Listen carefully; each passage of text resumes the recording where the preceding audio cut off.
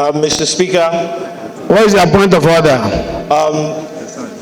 on point of personal explanation, pursuant to Order 8, Rule 6 of the House Standing Orders, Mr. Speaker. Yes, go ahead.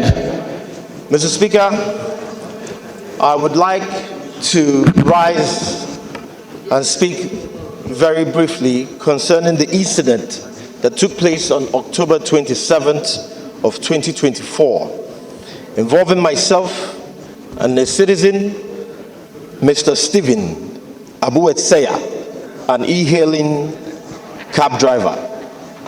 What began as a misunderstanding regrettably escalated into actions and remarks that do not reflect the values that I hold dear, nor those that I am. Chairman CBN, you're having another parliament there. As a member of the esteemed House, I deeply regret my words and actions that occurred at the heat of the moment, and I take full responsibility for how this exchange has impacted on the citizen, Mr. Ikwechegh, his family, and the entire public. I acknowledge that I am human, thus infallible. And in recognizing the significance of the role as a public servant, I am mindful of the weight of my words and actions and how they may have affected those that I represent. Since the incident, Citizen Ikwechegh and I have engaged in alternative dispute resolution methods, and I am pleased to inform this Honorable House that we have reached a respectful and constructive resolution. Additionally, my sincere apologies to the leadership of the House, my honorable colleagues, and the entire National Assembly as a whole for any deficit of goodwill that this particular incident may have caused. I am aware that my actions reflect not only on myself, but also the esteemed institution, the trust that the public places in us.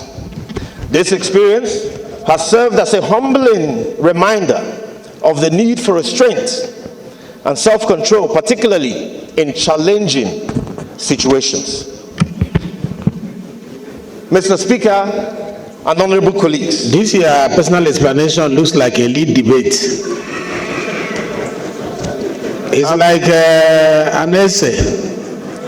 Mr. Speaker, Okay, go ahead, go ahead. Mr. Speaker, I'm speaking. Mr. Speaker, am I protected, Mr. Speaker? Go ahead. Mr. Speaker, this experience has been especially disheartening as it stands in the contrast to the positive strides that we have made in my constituency of Abia North and Abia South, particularly in the areas of health, education, and empowerment. Nevertheless, it serves as a teachable moment, Mr. Speaker, for all of us in public office that is held in high standards. Mr. Speaker, honorable colleagues, I just want to state once again that I am human, even though there was things were said, and those things I regret. I apologize to all Nigerians. Regardless of the provocation, there should be no reason why I should react in that form. So I want to use this opportunity to appeal to all Nigerians Let us let what has happened remain in the past, and let us forge forward. Thank you once again for giving me the opportunity to tender this apology, Mr. Speaker. Thank you. Thank you. Representing the very good people of Ikorodu Federal Constituency. Mr. Speaker, our elders always say that the day we stop learning is the day we die. They also say that we learn from mistakes and not from successes. However, the Parliament is one of the most hated institutions in Nigeria today. We are bashed morning, afternoon, and night, despite the fact that most of us have very noble intentions for the people of Nigeria. We should always be guided and also know that we are not an authority over Nigerians. Nigerians have authority over us. They must be treated with dignity, with respect, and with kindness at all times. So if we imbibe this collectively, Mr. Speaker, Honorable Faleke, we will begin and continue to launder that heavily battered image, the garments that which we all wear. So accordingly, Mr. Speaker, I rest my case on these few points. Thank you very much. according to our rules, we cannot act according to what everyone wants us to do. We are guided by our rules, and our rules remains that if at any point we feel that the integrity, the dignity of the Parliament, has been threatened, has been scratched, we investigate through our internal structure in the eyes of principles of natural justice, which is audit oral pattern, which is let both parties be heard, which is fair hearing. That is what we put in our rules. It is not good for us to judge, ahead of time and take rash decision. Therefore, in line with the prayers of the leader of the House, that this matter be referred to the Committee on Ethics and Privilege for him to be heard. His appeal was very emotional, very touching, shows remorse. I was touched hearing it from here, but that is not enough. I know you were touched as well. I know Nigerians watching him have seen a man that is remorseful, but our rules must be complied with. That our rule is that he should go and sit with our Committee on Ethics and Privileges. They will hear him and then report back to the House for us to take a decision. That is the ruling of the House.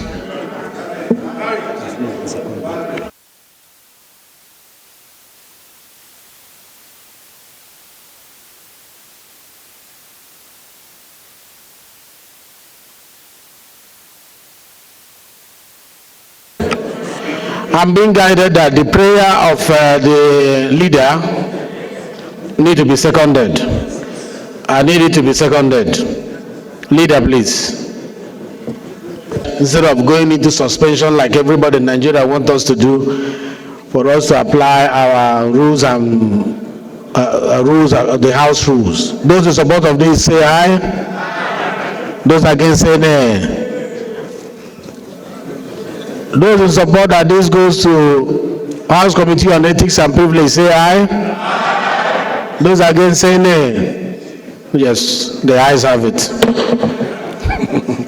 Matter is hereby referred to Committee on Ethics and Privilege to look at it and get back to us in 2 weeks.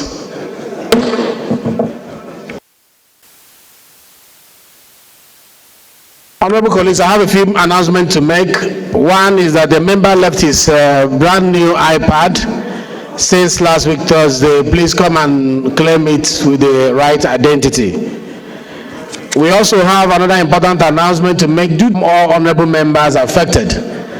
That one, the House Services Committee and the Facility Management Department to resolve the problems. That two, there will be total power outage between 2 p.m. and 6 p.m. today, as there will be some work to be done on the transformer. Number three, that we regret any inconveniences this might have caused. This is announced by Chairman House Services Committee, Honorable Daniel Amos. The next announcement is that this is to remind members of the House Committee on Constitution Review. Order, please. Honorable colleagues, please return to your seat, please. Bob. Why are you calling my name? We have said people should not disturb Honorable Abubakar while he's sitting. Please, you should respect that, please. This is to remind members of House Committee on Constitution Review that a courtesy call to the Right Honorable Speaker by some participants of the International Legislative Dialogue on Women and Constitutional Amendment in Nigeria, which took place yesterday at Transcorp Hilton, will hold today, 29th of October 2024. The time is 3 p.m. and the venue is room 414, Speaker's Meeting Room.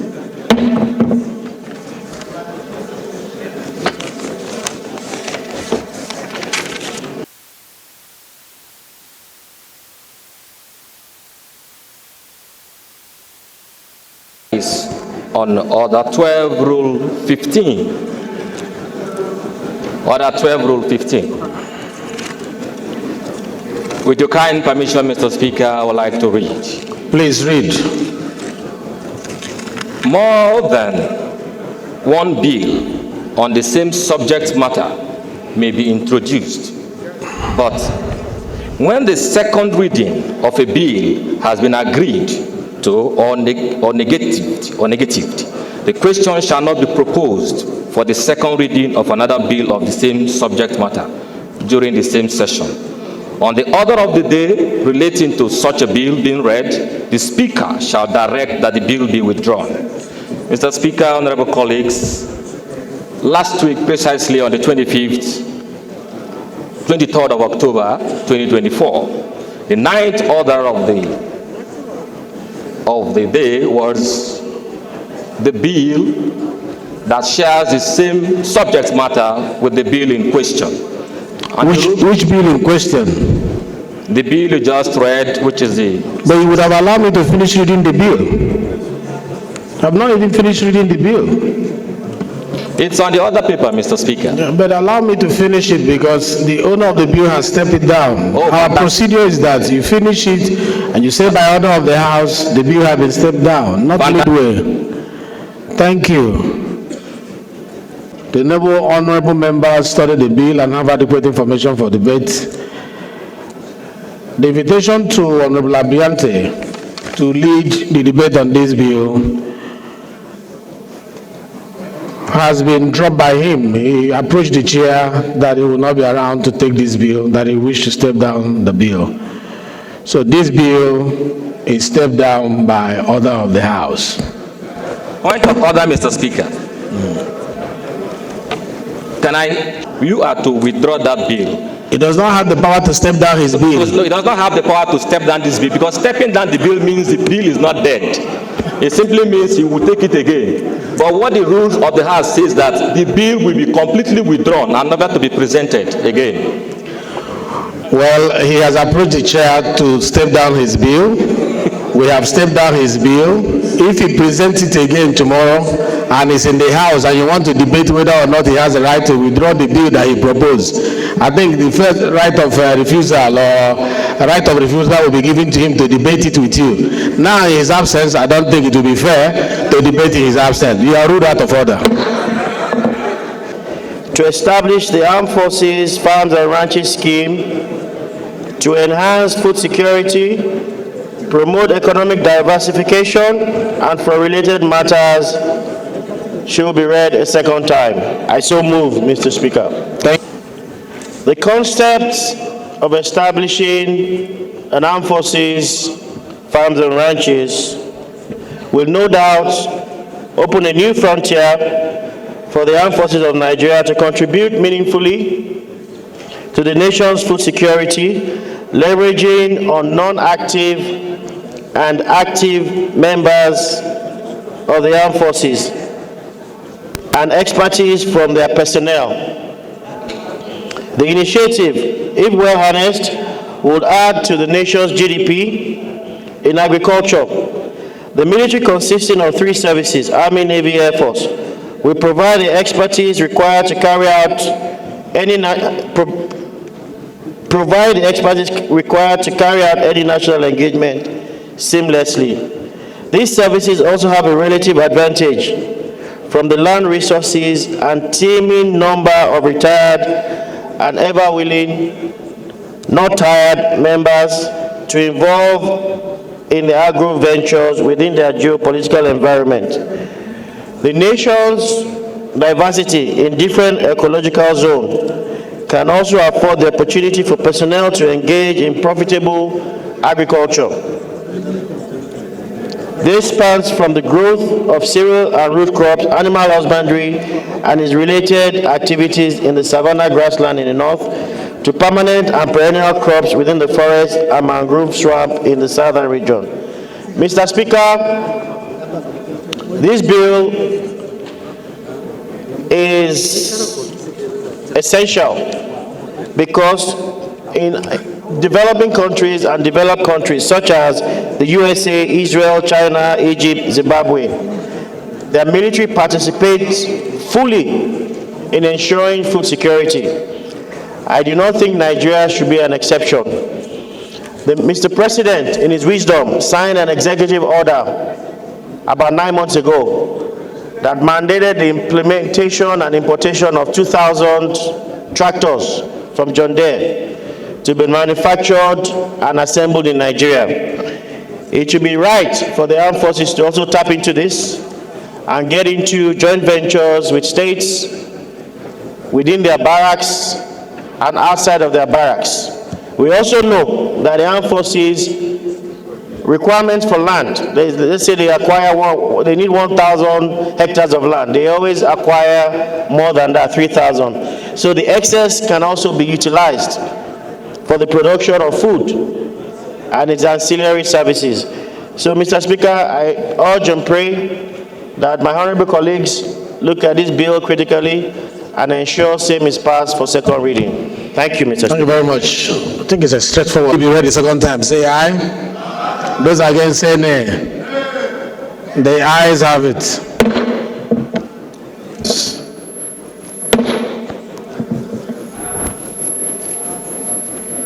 Clerk, please read.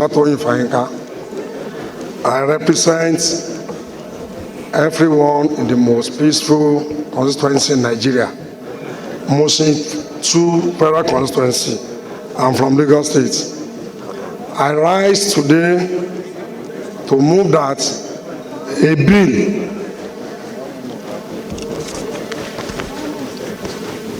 to amend the Banks and Other Financial Institution Act, BOFIA 2020, to make provision for the protection of victims of fraudulent withdrawal from accounts and for related matters be read second time. I so move, Mr. Speaker. I represent the good people of Motion 1 Federal Constituency in Lagos. Mr. Speaker and my dear colleague, I rise to second the second reading of the bill just read by Honorable Ikwechegh. Mr. Speaker, I so second. Thank you. Good afternoon. This is a bill for an act to amend banking and other financial institution, another related matter.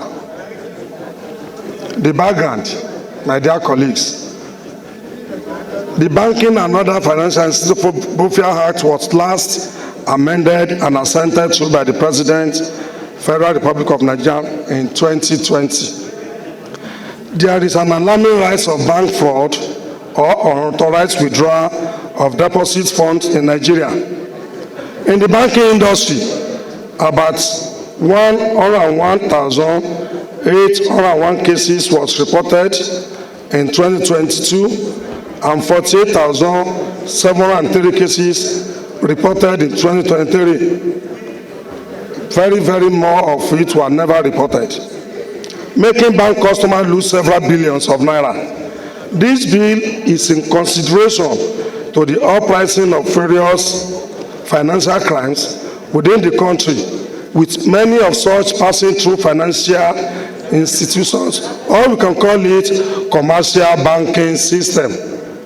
Dear honorable colleagues, we all know that virtually all banking transactions are done electronically, which means that transactions can either be ATM, POS, direct cash transfer.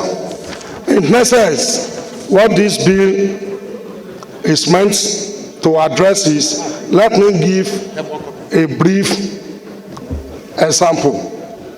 My very self is a customer of Bank A, and my money has been removed unconstitutionally without my authorization. Upon noticing of this, I went straight to my Bank A to report. My Bank A confirmed that XYZ amount of money has been removed from my account. I requested from my banker to let me know who did that withdrawal. Unfortunately, my bank told me they could not tell me the identity, that I should go to police station. I rushed down to police station. Police station, after passing the normal hurdle, I was given the statement to fill. After filling the statement, I took it to my Bank A. My Bank A told me again I needed to go to magistrate to bring an affidavit or to bring order so that they could release the identity of the fraudster to me. Upon further conversation with them, they told me the only thing that could save me and other victims was to go and legalize the exposure or disclosure of the fraudster. So that is why I've come to this hallowed chamber today to save everybody, including but not limited to members here that might have false. So that is the objective. Thank you. Well laid. Honorable, for bringing this very important and critical bill for an amendment. Sir, in advanced countries of the world, whenever your money is being taken without your consent, maybe as a result of fraud or anything related to it, on the reporting to the bank, is there in the law that the bank is going to pay you your money immediately, and is the responsibility of the bank to follow up who is the fraudster and recover their own money. If at the end of the day they fail to recover the money, that particular customer is not liable. Mr. Speaker, honorable members, this is a very important bill to Nigerians, particularly now that we have an online banking system dominating the financial institutions. Almost on daily basis, we used to neglect it because, or ignore it, because it's a negligible amount. Even today, I can confirm to you in this chamber, some people saw an alert that they did not know exactly how it emanated. 5 naira, 10 naira, 20 naira. Sometimes you ignore it, it's nothing. But I want you to calculate by the time it's done to 20 million people, is 20 million naira times 5, how much is it? So what I'm trying to say in a nutshell is a very important bill that all members should be on the same deck to save Nigerians, particularly the vulnerable ones. All of us are vulnerable. Very good. So because if we cannot legislate and make it in such a way that banks will be liable for any fraud in your account, immediately they will remit or refund you immediately, and they follow where the money is taken from your account.